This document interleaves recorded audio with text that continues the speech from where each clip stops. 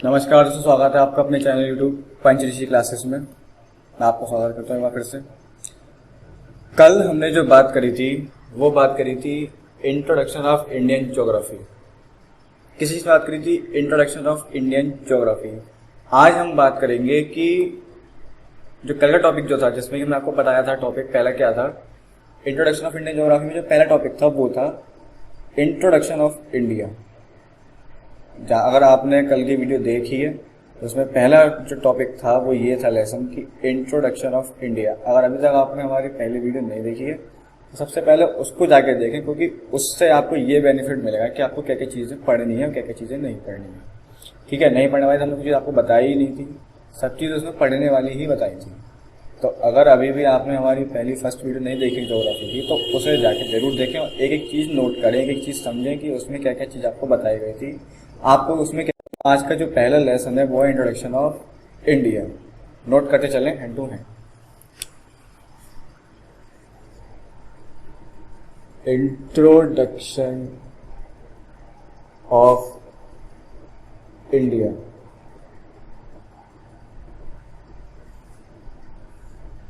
ठीक, जो पहला जो था उसका क्या था? Introduction of India.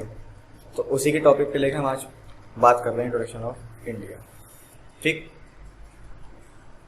अब इंट्रोडक्शन ऑफ इंडिया में हम सबसे पहले ये बात ये जानेंगे कि ठीक है, हमने आपको बता दिया थी सारी चीज़ें आपको पढ़नी है। ज्योग्राफी आप पढ़ रहे हैं, वो भी इंडियन ज्योग्राफी पढ़ रहे हैं। तो इंडियन ज्योग्राफी जब आप पढ़ रहे हैं तो आपको ये तो पता होना चाहिए ना कि ज्योग्राफी हमने, ठीक है, मैं पहले ये बात जान ली कि भूगोल नाम किसने दिया। हमने ये जान लिया कि ज्योग्राफी नाम किसने दिया। भूगोल शब्द का मतलब क्या था ये जान लिया। ज्योग्राफी शब्द का क्या मतलब था ये जान लिया। लेकिन भाई जब हम इंडियन ज्योग्राफी पढ़ रहे हैं तो हमें ये तो पता होनी चाहिए ना, कुछ बेसिक नॉलेज पता होनी चाहिए। हालांकि अब पढ़ा हो बेटर है, अच्छी बात है, लेकिन अगर नहीं पता है तो उसको आप समझें हमसे। ठीक है, तो जो पहला जो आज मैं बात कर रहा हूँ वो ये है कि इंडिया नाम कैसे पड़ा। काफ़ी लोग, या इंडिया नाम, हमारे जो भारत है उसके भारत के कितने नाम हैं ये चीज़ें पता होनी चाहिए। तो हम बात कर रहे हैं कि भारत के कितने नाम हैं। कोई कहेगा कि भारत के 3 नाम है, कोई कहेगा भारत के 4 नाम है, कोई कहेगा भारत के 5 नाम है। ठीक है, कि किसी को कुछ पता ही नहीं है। आपको पता है तो बहुत अच्छी बात है। तो टोटल जो भारत के नाम है वो हैं 5। कितने हैं? 5 नाम है भारत के। नोट करते चलें, मैं बोल रहा हूँ पहले ओरली, फिर लिखूंगा और फिर आप नोट करते चलें। पहला नाम है भारत का इंडिया, दूसरा नाम है भारत का भारत, तीसरा नाम है भारत का हिंदुस्तान, चौथा नाम है भारत का आर्यव्रत। क्या नाम है? आर्यव्रत। कुछ अजीब सा नाम है, नहीं सुना होगा तो लिख लीजिए, सुन लीजिए, अगर पता है तो उसको रिवाइज कर लीजिए। 5वां है जम्बू द्वीप। क्या नाम है? जम्बू द्वीप। नोट कर लीजिए, पहला है इंडिया, भारत, हिंदुस्तान, आर्यव्रत और जम्बू द्वीप। अब मैं ये लिख रहा हूं और आप इसको नोट करते चलें हैंड टू हैंड। पहला है इंडिया, दूसरा है भारत, तीसरा है हिंदुस्तान। ये सारी चीजें इंट्रोडक्शन ऑफ इंडिया के अंतर्गत ही आती हैं। ठीक है, इसको ये मत समझिएगा कि इसको नजरअंदाज कर दूं, मुझे पता है। बेसिक नॉलेज अभी और आपको मिलने वाली है इसके अंदर की क्या क्या कैसे क्या पढ़ा है। ठीक है, चौथा है आप,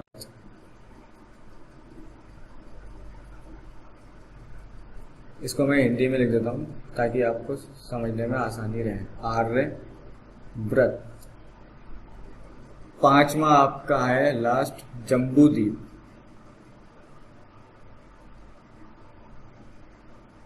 जम्बू द्वीप।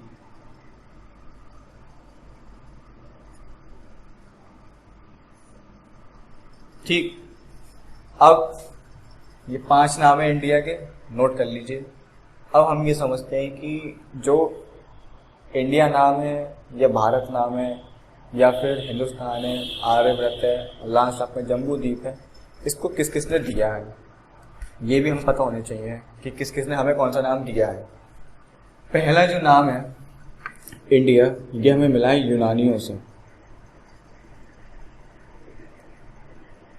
पहला जो पहला जो नाम है ये हमें मिला है किनसे? यूनानियों से। भारत जो नाम है पता है, कोई बात नहीं, सबको पता है, राजा भरत के नाम पर। अभी इस टॉपिक पर यानी कि भरत टॉपिक पर बहुत लंबी चर्चा होगी, मे बी इसी वीडियो में हो या मे बी नेक्स्ट वीडियो में हो। अभी कहेंगे नहीं, अगर टाइम ज़्यादा हुआ तो नेक्स्ट वीडियो में, अगर टाइम सही बैठा तो इसी वीडियो में बात करते हैं इस टॉपिक पर, सेकंड पॉइंट पर। ठीक है। हिंदुस्तान नाम हमें दिया है ईरानियों ने, जो कि विदेशी मुसलमान थे। ईरानियों ने, ईरान के जो लोग थे उनको ईरानी कहा जाता था, और ईरान का पुराना नाम पहले था फारस, सीन भी कहा जाता है। ठीक। आर्यव्रत जो कहा जाता है वो कहा जाता है, पहले क्या था, आर्यव्रत जो थे वो बहुत टाइम पहले के थे। तो आपने देखा होगा, सुना भी होगा कि जैसे रामायण है या महाभारत है, वहाँ पे सब लोग जो उनकी जो पत्नियां होती थी वो उनको आर्य कहती थी। तो यानी कि आर्यों की भूमि के होने के कारण कहा ही उनको आर्य आता था, तो इसलिए इसका आर्य, जब उनको कहते थे आर्य पुत्र, तो उसी बेस पर उसको आर्यव्रत नाम पड़ गया। और इनको जो नाम पड़ा है वो उनकी भूमि होने के कारण आर्यव्रत कहा गया था हमारे इंडिया को, कि ये आर्यव्रत देश है। तो क्या लिखेंगे इसको? आर्यों की भूमि होने के कारण, आर्यों की भूमि होने के कारण समझ में ना आ रहा हो तो मैं बोल रहा हूँ, उसको नोट करते चलें। आर्यों की भूमि के होने के कारण हमारे भारत देश को आर्यव्रत भी कहा जाता था। ठीक। लास्ट पे जम्बूद्वीप जो हमें मिलता है ये पुराणों में मिलता है। पुराणों में भारत का नाम जो है वो जम्बूद्वीप दर्ज किया गया। ठीक। तो ये 5 बातें हमने आज पढ़ी है अभी तक, कि इंट्रोडक्शन ऑफ इंडिया में हमने ये जाना कि इंडिया जो नाम पड़ा है वो कितना, हमारे जो भारत जो देश है, इंडिया को कितने नामों से जाना जाता है? तो 5 नामों से जाना जाता है। अब वो 5 नाम किसने दिए हैं तो वो हमें जाना कि यूनान के लोगों ने इंडिया नाम दिया है, राजा भरत के नाम पर भरत पड़ा है। ईरानियों ने हिंदुस्तान दिया है, आर्यों की भूमि के कारण आर्यव्रत पड़ा। और पुराणों में इंडिया का नाम यानी हमारे देश का नाम जम्बूद्वीप है। ठीक। अब ये बात हो गई यहाँ खत्म। अब हम ये बात पढ़ते हैं कि चलो सही है, हमें ये नाम पता चल गया। अब हमें ये कैसे पता चलेगा कि भाई इंडिया का नाम यानी कि हमारे देश का नाम इंडिया क्यों पड़ा, किस बेस पे पड़ा, किस बेस पे हमारे देश का नाम इंडिया रखा गया? तो उसका अब हम समझते हैं आगे की इस प्रक्रिया। ठीक। इसका जो मैं आपको थोड़ा सा बता रहा हूँ, ये थोड़ा सा मैपिंग के जरिए बता रहा हूँ। पहले मैं आपको ओरल बता देता हूँ, उसके बाद थोड़ा सा मैप बनाएंगे, हल्का सा एक मानचित्र अपने इंडिया का, उसके बेस में आपको बताएंगे। देखिए, उत्तरी साइड हमारे देश का जो उत्तर पोर्शन है, उत्तरी जो दिशा है, ऊपर की साइड हमारे देश में कैलाश है, यानी कि पूरा हिमालय है, कोई आने आने की कोई जगह नहीं है, वहाँ से कोई ना आ सकता। चीन का उस पर हक है, पूरा अधिकार है। तो कैलाश मानसरोवर स्थित एक नदी है जिसका नाम है सिंधु नदी। पता होगा, अच्छी बात है, नहीं पता है तो उसको नोट कर लें। कैलाश मानसरोवर से स्थित एक नदी निकलती है जिसका नाम है सिंधु नदी। अब जो सिंधु नदी है वो लद्दाख और जम्मू कश्मीर से होकर गुजरती है और गिरती कहाँ पर है? अरब सागर में। लद्दाख जाएगी, जम्मू कश्मीर जाएगी, फिर पाकिस्तान से होती हुई अरब सागर में गिर जाएगी सिंधु नदी। ठीक। तो सिंधु नदी के जो लोग थे यानी कि यूनान थे उस वक्त, जो यूनानियों ने नाम दिया, मैं आपको बताया पहली बात इंडिया की हुई है तो इंडिया की बता रहे हैं। और सिंधु नदी को इंग्लिश में कहा जाता है इंडस रिवर। क्या कहा जाता है? Indus river. तो इंडस रिवर के पूर्वी तरफ, इंडस रिवर के पूर्वी तरफ जो ईस्ट में जो भूखंड है उसको यूनान के लोगों ने इंडिया नाम दिया, इंडस रिवर के आधार पर। एक बार फिर से रिपीट कर रहा हूँ, कैलाश इंडस रिवर के आधार पर। एक बार फिर से रिपीट कर रहा हूँ, कैलाश मानसरोवर स्थित, जो कि तिब्बत में, जिसका अधिकार चीन से है, वहाँ से एक नदी निकलती है जिसका नाम है सिंधु नदी, इंडस रिवर, इंग्लिश में उसको कहते हैं इंडस रिवर। तो जो यूनान के लोग थे उन्होंने सिंधु नदी के पूर्वी भाग को, सिंधु नदी के पूर्वी भाग का जो हिस्सा है उसको कहा गया है इंडिया। किसने रखा था? यूनान के लोगों ने, जो कि मैं आपको भी बता चुका हूँ ऊपर। ठीक, अब इसको थोड़ा सा मैपिंग के जरिए समझते हैं, जो कि आपके थोड़ा सा माइंड सेट पे एक बार में बैठ जाए। ये हल्का सा एक मानचित्र बना देते हैं इंडिया का।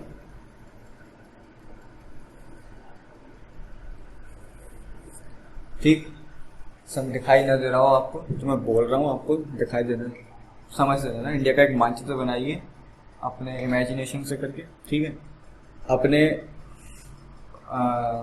ईस्ट में एक मार्क करिए, उस पर लिखिए कैलाश, एक मार्क करिए, उस पर लिखिए कैलाश मानसरोवर।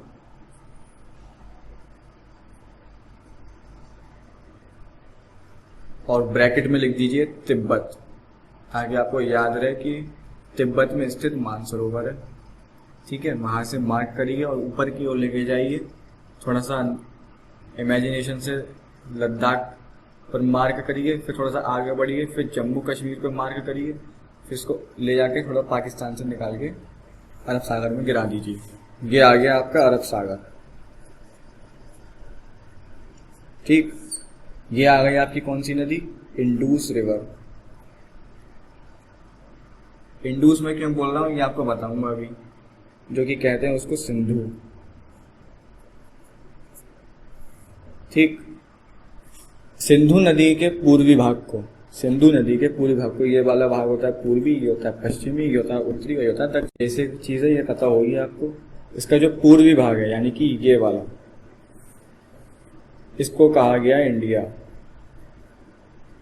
यानी कि इसका जो पूरा भाग है, ये नहीं कह रहा हूं मैं केवल यही आप समझे, कभी ये वाला हिस्सा कह रहा हूं, सिंधु नदी के पूर्वी भाग का, यानी कि ये पूरा इंडिया, इसको कहा गया। किसने कहा? ग्रीक्स के लोगों ने, यानी कि यूनानियों ने। ठीक, तो ये चीज हमें क्लियर हो गई इतनी कि हमारा जो इंडिया नाम जो पड़ा है वो किस बेस पे पड़ा है? इंडस रिवर के आधार पर, क्योंकि इंडस और इंडिया लगभग सेम है, तो इसलिए उन्होंने इंग्लिश, यानी कि इंडस रिवर को इंग्लिश वर्ड समझ कर उन्होंने इंडिया नाम दिया गया। किन्होंने दिया? यूनान के लोगों ने, जो कि ग्रीक्स के कहा जाता है, वो यूनान को ग्रीस कहा जाता है इंग्लिश में। ठीक, ये चीज हमारी पहली पॉइंट क्लियर हो गया।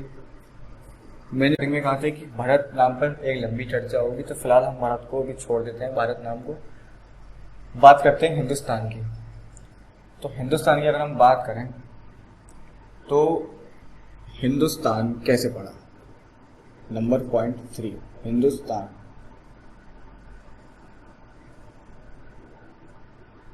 इसको भी मैं पहले ओरल बताता हूँ, उसके बाद मैपिंग के जरिए हम आपको बताएंगे। ठीक है, कि जो हिंदुस्तान था वो कैसे,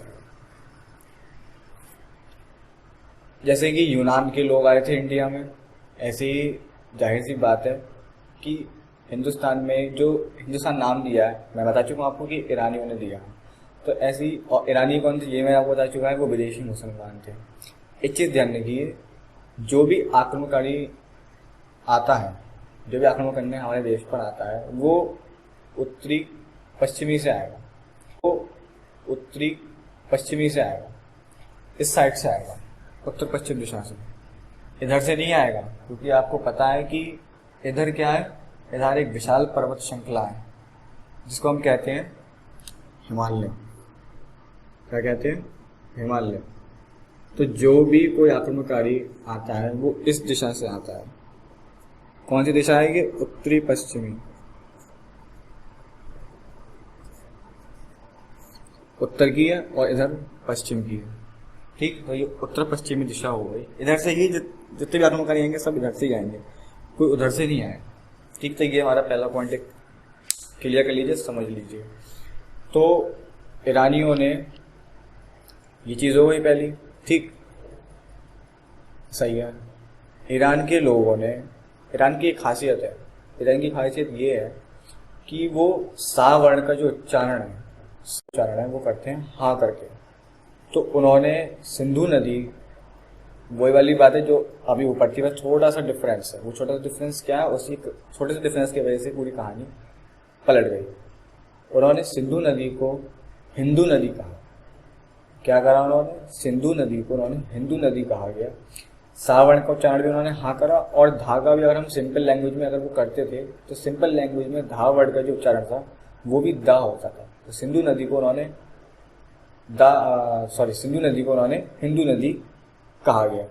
अब हिंदू नदी के पूर्वी भाग, हिंदू नदी का जो पूर्वी भाग था उसके भूखंड को, यानी कि उस पूरे भाग को क्या कहा गया? हिंदुस्तान। क्या कहा गया? हिंदुस्तान।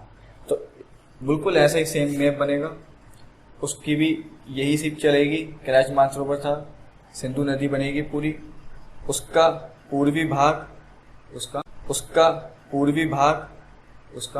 पूर्वी भाग यानी कि ये वाला, यहाँ पे इंडिया की जगह क्या हो जाएगा? यहाँ पे हो जाएगा हिंदुस्तान। ठीक, यहाँ पर हो जाएगा हिंदुस्तान। और यहाँ पे जो बदल जाएगा किसने दिया है? वो दिया है ईरानियों ने, यानी कि विदेशी मुसलमानों ने। जितने भी लोग आएंगे, विदेशी मुसलमान आएंगे या ग्रीक्स के लोग आएंगे या कोई मुसलमान आएगा, जितने भी लोग आएंगे वो सब उत्तर पश्चिमी दिशा से आएंगे, क्योंकि ऊपर हमारे पास आने के लिए कोई आक्रमण करने की कोई जगह है नहीं, कुछ है ही नहीं, क्योंकि ऊपर चारों तरफ बर्फ ही बर्फ है, हिमालय आया हुआ, कुछ संभव ही नहीं है कहीं से कुछ हो सके, सब कुछ यहीं से होगा। और ईरानियों का जो पुराना नाम था वो था फारसी लोग भी कह सकते हैं उसको, और इंग्लिश में बोले तो उसको कह सकते हैं हम पर्सियन। ठीक, तो सेकंड पॉइंट हमारा ये क्लियर हो गया, पहला ये क्लियर हो गया, सेकंड ये क्लियर हो गया। अब बात आर्यव्रत नाम कैसे पड़ा। तो आर्यव्रत के नाम के लिए हमें कोई मैपिंग की जरूरत नहीं है। आर्यव्रत के नाम के लिए हमें कोई मैपिंग की जरूरत नहीं है, ये केवल एक सिंपल लैंग्वेज, हम उसको समझ सकते हैं, उसको लिख सकते हैं। जैसे मैं आपको ओरल बता रहा हूँ वैसे आप उसको लिखते रहिए। सिंपल लैंग्वेज में बता रहा हूँ, सिंपल लैंग्वेज में लिखते रहिए। आपको पता होनी चाहिए कि हमारे जो भारतीय जो वेद है वो कितने वेद हैं। तो वो वेद है 4 वेद। पहला कौन सा है? ऋग्वेद, यजुर्वेद, अर्थवेद और सामवेद। तो सबसे प्राचीन वेद कौन सा कहलाएगा ऋग्वेद। तो उस ऋग्वेद में जो भारतवर्ष का जो नाम दिया गया है, ऋग्वेद में जो भारतवर्ष को जो नाम दिया गया है वो आर्यव्रत का निवास स्थान दिया गया है। क्या दिया गया है? आर्यव्रत का निवास स्थान दिया गया है। किसमें दिया गया है? ऋग्वेद में, जो कि सबसे प्राचीन वेद है हमारे भारतवर्ष में। मतलब हमारी पौराणिक कथाओं में भी ये दर्ज है कि सबसे प्राचीन वेद कौन सा है? ऋग्वेद, जिसमें उसका नाम पड़ा गया आर्यों का निवास स्थान। ठीक, एक प्राचीन काल में एक इतिहासकार हुए थे, मैक्स मूलर नाम के। प्राचीन काल में एक क्या कहते हैं उनको, इतिहासकार हुए थे जिनका नाम है मैक्स मूलर। उनका ये कहना था, मैक्स मूलर का, कि जो निवास स्थान जो था उनका, मध्य जितने भी आर्य होते थे, जो आर्य आकर बसे थे, वो कहाँ पर आकर बसे थे? मध्य एशिया में आकर बसे थे। कहाँ पर बसे थे? मध्य एशिया में आकर। फिर से बोल रहा हूँ, जो आर्यव्रत जो हुए थे, जो जितने भी आर्य आए थे, उनका जो कहना था मैक्स मूलर का कि जितने भी आर्य आए थे आकर, वो मध्य एशिया में आकर रहते थे। मध्य एशिया में एक जगह थी सप्त सिंधु। क्या जगह थी? सप्त सिंधु। और सप्त सिंधु क्यों नाम पड़ा था उसका? क्योंकि सप्त सिंधु में सिंधु नदी सहित उसकी 6 नदियां मिलकर सप्त सिंधु जगह बनी थी, जहां पर आर्य रहते थे। तो उस जगह को, यानी कि पूरा जो मध्य एशिया जो भाग था पूरा, वो आर्यव्रत कहलाता था। क्यों कहलाता था? क्योंकि वहां पे आर्यव्रत रहते थे, आर्य आकर बस गए थे।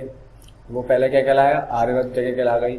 अब जहाँ पे वो आर्य लोग रहते थे वो जगह क्या थी? सप्त सिंधु कहलाई। सप्त सिंधु क्यों कहलाई? क्योंकि वहां पे सिंधु नदी के सहित बाकी 6 नदियां उसकी सहायक जो थी वो वहीं पर आके उसका एक समूह बन जाता था। आर्य लोग जो रहते थे उसको कहा जाता था सप्त सिंधु। तो इसी में ही क्या है, इतिहासकार मैक्सवेल का ये कहना है, सिंपल लैंग्वेज में समझिए, मैं लाइन बोल रहा हूँ उसको नोट कर लीजिए, कि एक प्राचीन काल में स्थित इतिहासकार मैक्सवेल थे, जिनका ये कहना है कि आर्य जो रहते थे वो मतलब बहुत टाइम पहले आर्य आके रहते थे, वहीं पर ही आर्यों का निवास स्थान था वो, और जहाँ पर आर्य रहते थे उसका जो जगह का नाम था वो था सप्त सिंधु। सप्त सिंधु क्यों पड़ा? क्योंकि वहाँ पे सिंधु नदी को मिलाकर, सिंधु नदी सहित 6 बाकी सहायक नदियाँ उसकी एक समूह बनाकर चलती थी साथ में। तो इस तरीके से वहाँ का जगह का नाम आर्यव्रत पड़ गया। ठीक, नोट नहीं कराया तो नोट कर लें। दूसरी बात एक चीज़ और है आर्यव्रत के लिए कि ब्राह्मण ग्रंथों में, जो भी हमारे ब्राह्मण ग्रंथ हैं, ब्राह्मण ग्रंथों में भी हमारे ब्राह्मण ग्रंथ हैं, ब्राह्मण ग्रंथों में भी आर्यव्रत को आर्यों की संस्कृति कहा जाता है। क्या कहा जाता है? कि ब्राह्मण ग्रंथों में भारत को, ब्राह्मण ग्रंथों में ये लिख लीजिए, इंपॉर्टेंट लाइन है, ब्राह्मण ग्रंथ में भारत को आर्यों की संस्कृति भी कहा जाता है। क्या कहा जाता है? भारत की संस्कृति, आर्यों की संस्कृति, सॉरी, क्या? आर्यों की संस्कृति। तो ये हमारे कितने पॉइंट क्लियर हो गए? ये भी पॉइंट क्लियर हो गया। आर्यव्रत में लास्ट में एक ओवरव्यू और दे दूंगा, पूरा जितना मैंने तो पढ़ा है आपका 10-15 मिनट जितना भी। ठीक, अब बात करते हैं जम्बूद्वीप की, कि जम्बूद्वीप कैसे पढ़ा। जम्बूद्वीप जैसे कि मैंने बताया आपको कि ये पुराणों में पढ़ा है। वैसे तो मैंने आपको एक मिनी शॉर्ट में, एक शॉर्ट लाइन में मैंने आपको सब बता दिया है कि कैसे कैसे पढ़ा, लेकिन इसके हम जो अंदर वाली लैंग्वेज, अंदर वाली जो भाषा है कि कैसे पढ़ा, वो हम अब समझते हैं। नेक्स्ट आता है पुराणों में। तो पुराणों के अनुसार अगर हम देखते हैं, अगर हम पुराणों के अनुसार देखते हैं कि इंडिया का जम्बूद्वीप नाम कैसे क्या पड़ा, उसके क्या कारण थे, तो उसका कारण ये है कि पुराणों के अनुसार पृथ्वी, अगर हम वर्तमान की बात करें तो वर्तमान में भारत के कितने महाद्वीप हैं? 7 महाद्वीप। तो पुराणों में भी जो 7 महाद्वीप हैं, पहले से ही पुराणों में ये दर्ज हो चुका था कि हमें तो ये बातें पता चली है कि 7 महाद्वीप है। ठीक है, साइंटिस्टों ने बाद में निकाला, बाद में खोज करी होगी 7 महाद्वीप कौन कौन से हैं, लेकिन पुराणों में ये चीज़ पहले से दर्ज थी कि पृथ्वी के 7 द्वीप हैं। अब उनके नाम चेंज हैं। पुराणों में क्या नाम है ये मैं आपको बता रहा हूँ, और जो वैसे वास्तविक वर्तमान में क्या नाम है वो आपको सब पता ही है। तो वर्तमान में जो नाम है वो लिखने की जरूरत नहीं है, प्राचीन काल में क्या नाम थे, पुराणों में क्या नाम है वो नोट कर लें। उसका पहला नाम जो मैं बता रहा हूँ वो नोट कर लें। पहला नाम है जम्बू, पहला नाम है जम्बू। दूसरा नाम है प्लक्ष। क्या है दूसरा नाम? प्लक्ष। प्लक्ष, पहला है जम्बू, दूसरा है प्लक्ष, तीसरा है शालमली।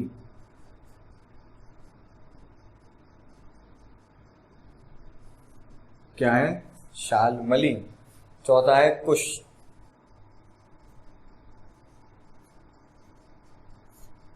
चौथा क्या है? कुश। पांचवा है क्रौंच, छठा है शाक, और सातवां है पुष्कर। पांचवा कौन सा है? क्रौंच, शाक और पुष्कर। क्रौंच, शाक, पुष्कर, ये 7 द्वीप हैं जो कि पुराणों में दर्ज हैं। पुराणों के अकॉर्डिंग बात हो रही है, ये किसके? पृथ्वी के। पृथ्वी के 7 महाद्वीप हैं, सॉरी हाँ महाद्वीप। अभी प्रेजेंट की बात करें तो महाद्वीप है, और अगर पुराणों की बात करें तो वो द्वीप है, जो पहले से दर्ज हो चुका है कि 7 द्वीप कौन कौन से हैं इसमें। ठीक है, अब उसमें पुराणों में सभी जब बात हो रही है, ये इस टॉपिक की सारी बात हो रही है, ये बात हो रही है पुराणों के अकॉर्डिंग। किसके अकॉर्डिंग? पुराणों के अकॉर्डिंग। ये कभी से किसी किताब वर्तमान बात नहीं हो रही, ये पुराणों के अकॉर्डिंग बात हो रही है। पुराणों के अकॉर्डिंग जम्बू द्वीप जो है वो इन सब द्वीपों के बीचों बीच स्थित है। इन सब द्वीपों के बीच में स्थित है कौन सा? जम्बू द्वीप। ठीक, और ये जम्बू द्वीप लगभग पूरे एशिया, एक वर्ल्ड मैप जैसा अगर आप करोगे, अगर इमेजिन करते हो तो वर्ल्ड में यूरोप ये आता है, एशिया ये, एक वर्ल्ड मैप जैसा अगर आप करोगे, अगर इमेजिन करते हो तो वर्ल्ड में यूरोप ये आता है, एशिया ये आता है, तो ये वाला हिस्सा, ये जम्बू लगभग पूरे महाद्वीप के बराबर होता है, पूरे एशिया के बराबर ये जम्बू है।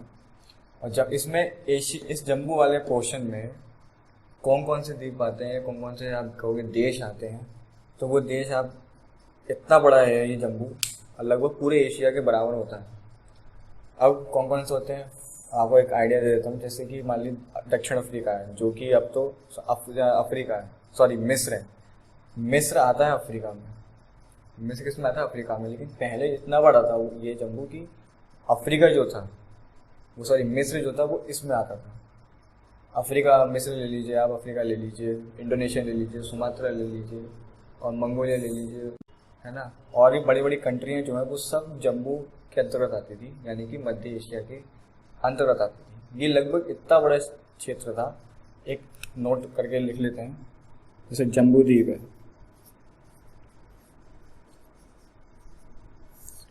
ये जो था ये पूरे लगभग पूरे एशिया महाद्वीप के बराबर था।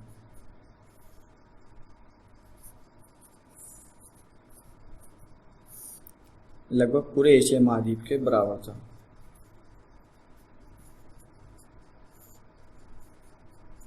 ठीक, अब पहले क्या था कि जम्बू द्वीप था।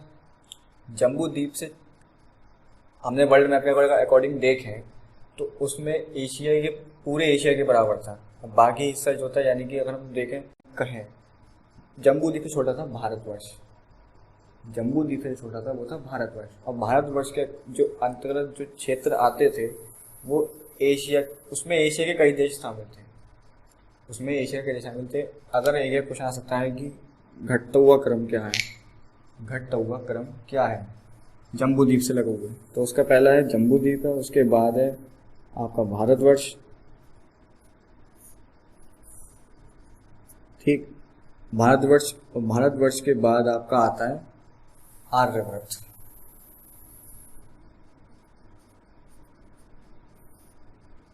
ये तो हमने बात कर ली, इसमें जम्बू द्वीप में लगभग पूरे एशिया के बराबर था। इसमें एशिया के कई देश शामिल थे,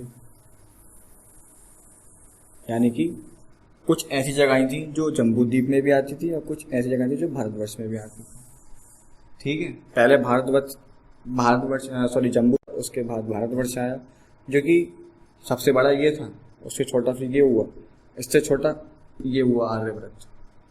ये एशिया के कई देश शामिल थे।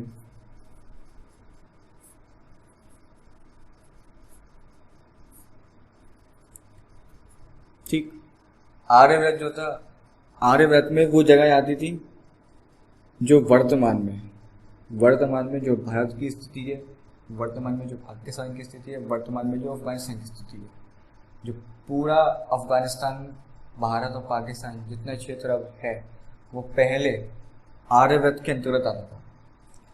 अभी जो एशिया के कई देश शामिल थे वो उस टाइम के थे। इसमें जो बात हो रही है वो वर्तमान की बात हो रही है कि वर्तमान में भारत, पाक, अफगानिस्तान जो देश अभी हैं वो सब आर्यव्रत में आते थे। अब क्या स्थिति है कि अब ना तो जम्बू द्वीप है, अब ना भारतवर्ष है, अब ना आर्यव्रत है, अब केवल क्या है, अब केवल सिंपल भारत है। अगर हम देखें कि जो एक मैप ये वाला हमने जो बनाया है चित्रमान भारत का, इसमें क्या है कि ये हमने अब पाकिस्तान लिया है, तो पाकिस्तान के पास अफगानिस्तान है। ये पूरा जगह, इतनी के पूरी जगह जो थी ये आती थी किसमें, उस टाइम पर आर्यव्रत में, उस टाइम पे किस में आती थी, आर्यव्रत में। लेकिन अब ये ना हमारे पास पाकिस्तान है ना हमारे पास अफगानिस्तान है, हमारे पास क्या है, केवल ये चीज़ अंदर की भारत, तो हमारे पास केवल भारत ही बचा है और ये सब चीज़ें हमारे पास ख़त्म हो चुकी हैं। हमारे पास कहाँ है ना, लगभग हमारे पास एशिया महाद्वीप है ना, कुछ नहीं है हमारे पास। क्या है हमारे पास? क्या है? केवल भारत है। ठीक है, तो ये समझ गए आप। इंट्रोडक्शन ऑफ इंडिया में हमने पहले क्या चीज़ें पढ़ी? इंट्रोडक्शन ऑफ इंडिया में हमने ये जाना कि इंडिया के कितने नाम हैं, नाम जाने।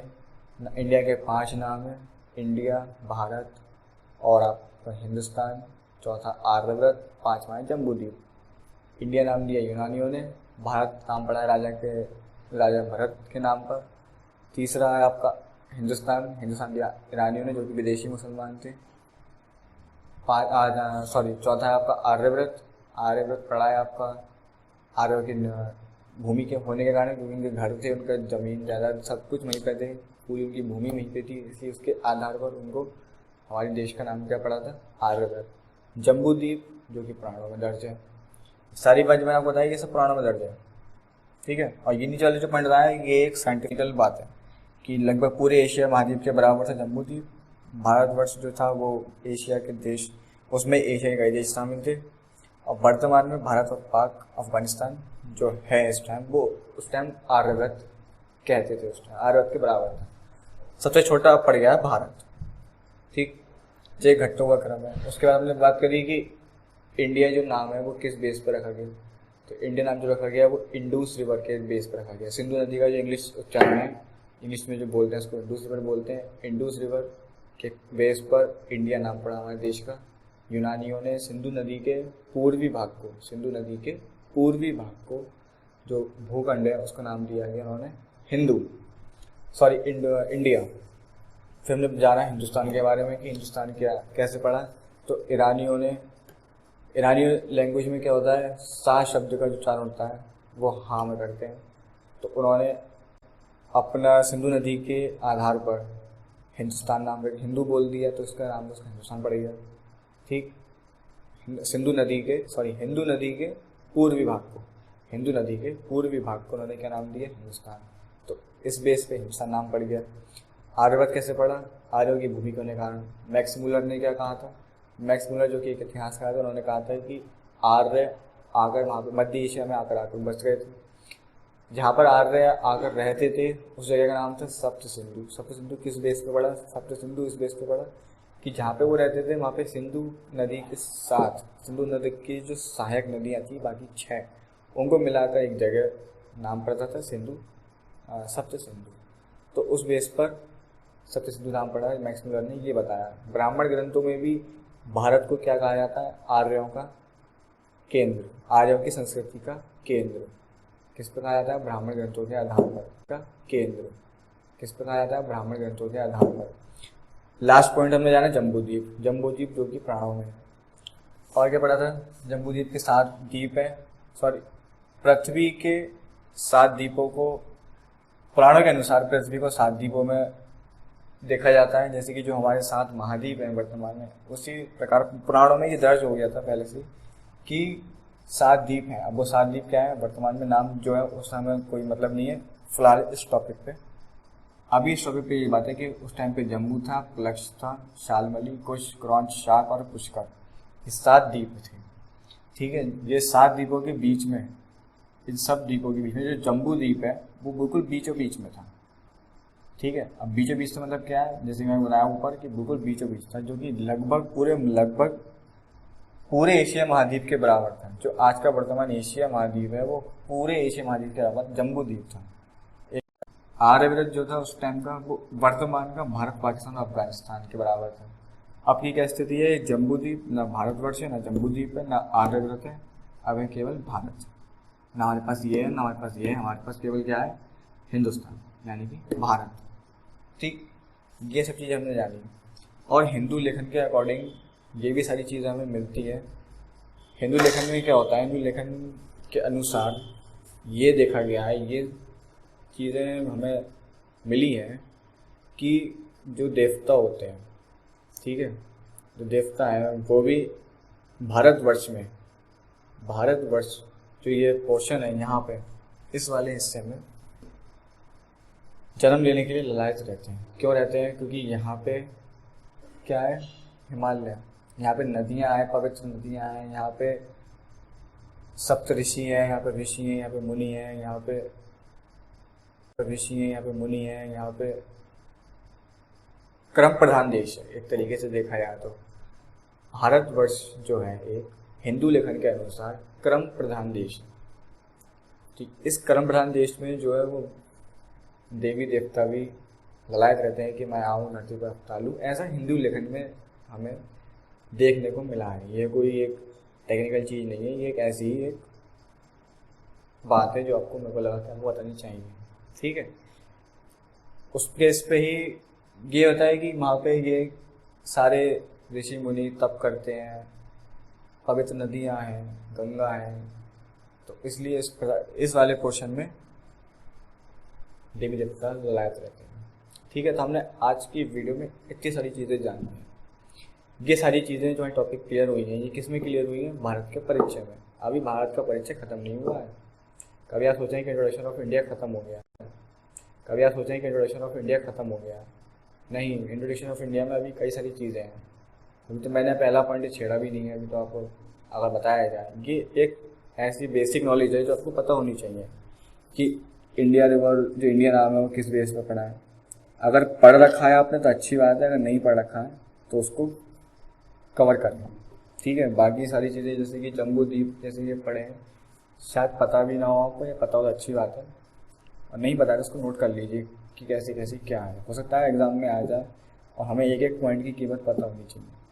ठीक है, तो अगली वीडियो में हम बात करते हैं कि जो भारत की जो अवस्थिति है और उसका विस्तार है, किस तरीके से कैसे कैसे किया गया, इन सब चीज़ों का जो अध्ययन है वो हम अगली चीज़ों में करेंगे। अब हम थोड़ा सा कोर्स के अंदर आ जाएंगे, जो चीज़ें मैंने आपको बताई थी कि ये सारी चीज़ें हमें कैसे करनी है, कैसा पढ़ना है।